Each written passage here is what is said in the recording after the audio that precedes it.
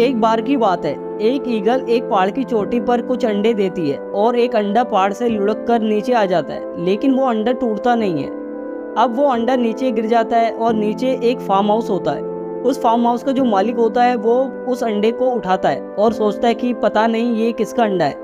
वो उस अंडे को अंदर ले जाता है जहाँ पर बहुत सारी मुर्गियाँ होती हैं। वो उस अंडे को मुर्गी के आलने में रख देता है जहाँ और भी अंडे पड़े होते हैं।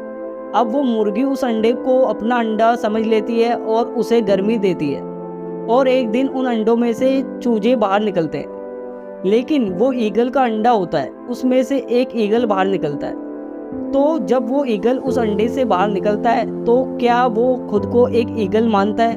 नहीं, वो अपने आप को मुर्गी ही मानता है। वो बाकी सारी मुर्गियों के साथ खेलता है और एक दिन आता है जब वो इतना बड़ा हो जाता है कि बाकी मुर्गियों से वो खुद को 3 गुना बड़ा देखता है। उसे दिखता तो है कि वो इन सबसे बड़ा है, लेकिन वो खुद को एक मुर्गी ही समझता है। एक दिन वो सारे खेल रहे होते हैं और तभी आसमान से जमीन पर एक परछाई दिखती है। तो वो मुर्गियां कभी ऊपर आसमान में नहीं देखती, हमेशा ग्रुप में रहती। तो जैसे उन्हें लगता है कि कुछ खतरा हो सकता है तो सारी मुर्गियां अंदर भाग जाती हैं और छुप जाती हैं।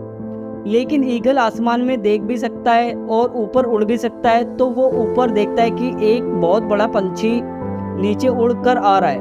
वो नीचे उतरकर उसी फार्म हाउस में आ रहा है। तो वो ईगल कहीं जाता नहीं है। अब ईगल का बच्चा देखता है कि एक बाज सामने उतर कर आया है और वो बाज उसे बोलता है कि तुम यहाँ क्या कर रहे हो? तुम भी एक बाज हो, तुम इन मुर्गियों के बीच क्या कर रहे हो? तब वो ईगल का बच्चा बोलता है कि मैं बाज नहीं, मैं तो एक मुर्गी हूँ, इसलिए इनके साथ खेल रहा हूँ। तब वो बाज बोलता है कि नहीं, तुम अपने आप को देखो, अपने बड़े आकार को देखो, तुम मुर्गियों से कितने बड़े हो। तुम्हारे पंखों में वो जान है कि तुम आसमान में उड़ सकते हो, बादलों के ऊपर उड़ सकते हो, तुम पहाड़ की चोटी पर जा सकते हो।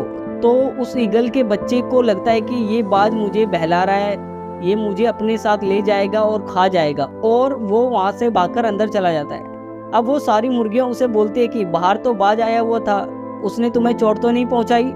वो बोलता है कि नहीं, वो बाज मुझे बहला रहा था, फुसला रहा था और बोल रहा था कि मैं भी एक बाज हूँ, आसमान में उड़ सकता हूँ, कहीं भी जा सकता हूँ। वो मुझे अपने साथ ले जाता और खा जाता। तब सारी मुर्गियाँ बोलती है कि हाँ, तुमने बहुत सही किया। अब जरा सोचिए कि वो ईगल का बच्चा क्या सच में बच गया? उसके अंदर वो काबिलियत थी, वो ताकत थी, लेकिन ईगल के बच्चे को एक मुर्गी बना दिया उसकी मानसिकता ने।